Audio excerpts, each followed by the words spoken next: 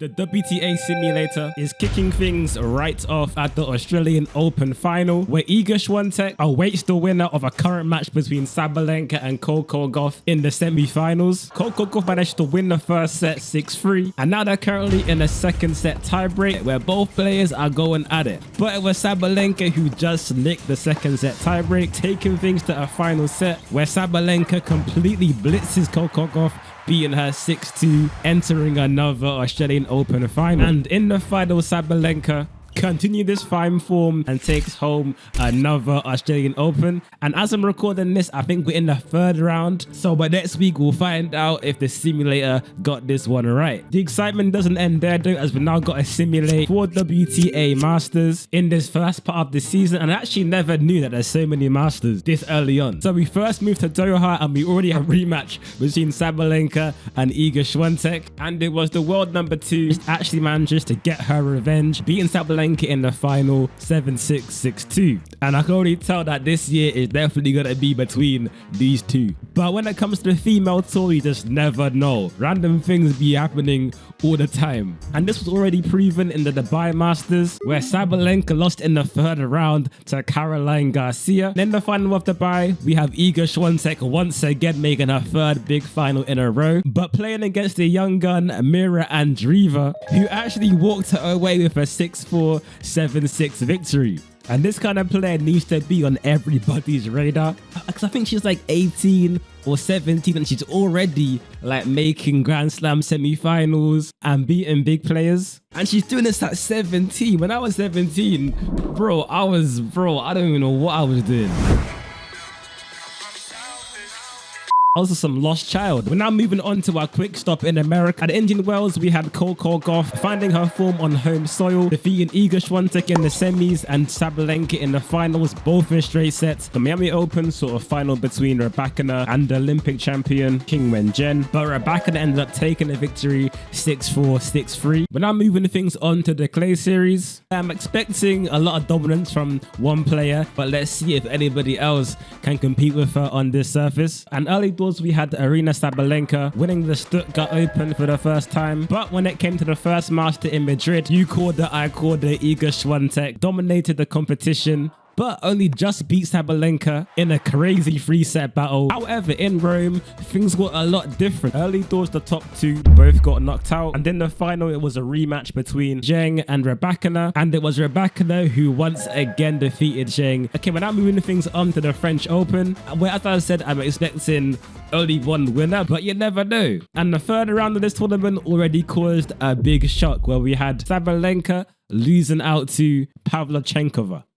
Boom. So moving on to the final, we have, of course, Iga Swiatek, and she will face off against the winner of a match between Muchova and Paolini. Paolini is a player who had an impressive year last year, as she was the finalist in 2 Grand Slams. Power and skill of Muchova proved too much for her, where she lost 6-1 and 7-6 in a close tiebreak. And Muchova is the kind of player that a lot of people have been putting their eyes on for this season. Could walk away with some important titles, and it could be the French Open. And in the final against the current champion, she took the first set 7-6 in a close tiebreak, leaving the champion stunned, and then even broke Iga Swiatek's serve early in the second set. But then something awoke the champion and came back in the set 6-4, leaving things to a final set where it was the long and grueling one, but it was Iga Swiatek who prevailed and took another Roland Garros title. We're now moving things on to the grass season, and I feel like every time the grass season comes about, a lot of the attention, at least in the UK, is directed to the British stars like Emma Raducanu, Katie Boulter. At the start of the grass campaign, Raducanu was having quite a decent season. For the first time since 1973, Queen's Club are finally hosting a WTA 500. Raducanu is already finding form on the grass, getting to the semi-finals against Kudermetova, and she already has 1 foot in the door of the final, as she won the first set 6-4. But this form couldn't continue, and it was Kudermetova who just managed to win the next 2 sets. We're now going to move on to Wimbledon. First round, the simulator has put Raducanu up against another fan favorite, Naomi Osaka, who's had quite an average year up until this point. And after both players receiving fines for not wearing white, it was Osaka who shocked the fans early, winning at 7-6 in a close tiebreak. Second set, the fans got behind Raducanu, and in the final set, it was another intense tiebreak, and it's currently 9-9. This tiebreak has seen a lot of unforced errors, but then something came over Naomi Osaka as she fired a big shot down the line, making it 10-9. And Raducanu just double faults on match point, meaning that Osaka takes the first round, upsetting the fans. Forwarding on to the second week of Wimbledon, the quarterfinals, and we had Iga Swiatek once again falling flat on her feet on the grass at Wimbledon, as she just loses out to Aryna Sabalenka. She managed to make it all the way through to the final, where she will meet the powerful Sabalenka.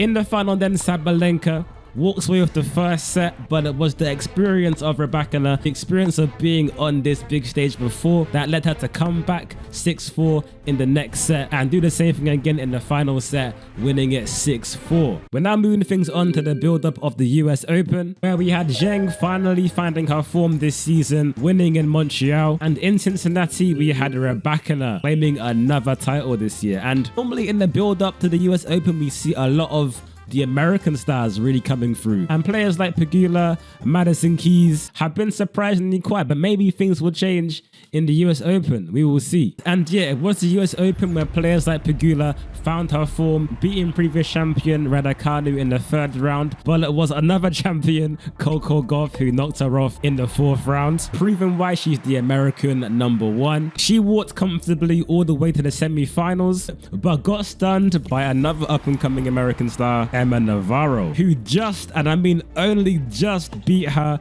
in a crazy match where each set went to tiebreak.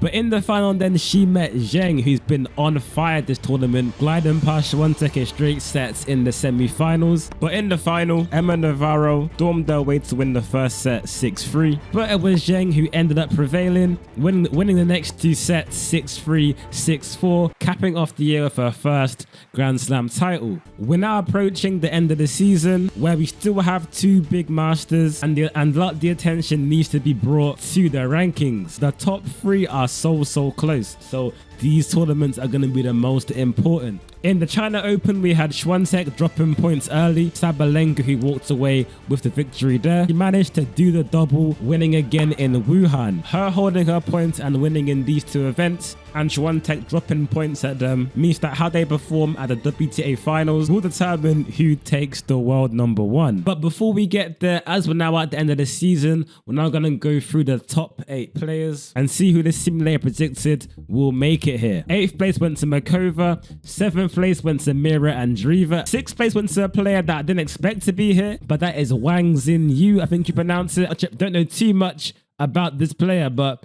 And in the 5th place, we actually have Coco Gauff right now, who people thought she'd be at least in the top 3, maybe #1, but she finds herself currently in 5th. 4th place has gone to Sabalenka, who's had quite a good year. In real life, if she can stay healthy, she can definitely win a slam or two, but it just depends on her health. And currently in 3rd place, we have Zheng. And obviously the top 2 places have been reserved for Sabalenka and Iga Swiatek. So moving on to Saudi in the ATP Finals, it was actually neither Sabalenka or Swiatek walking away with the title, and it was actually Sabalenka taking the win. And the player she beat in the final was Iga Swiatek, which just gave her enough points to edge out Sabalenka in the world rankings. This simulator has predicted that Iga Swiatek will walk away with the world #1. In the comment section, let me know how well the simulator did at predicting the 2025 WTA season. And if you want to watch more, I also simulated the full ATP season. That is on the screen somewhere now, so click on that if you want to watch that one. I can't lie, that simulation was extreme to say the least.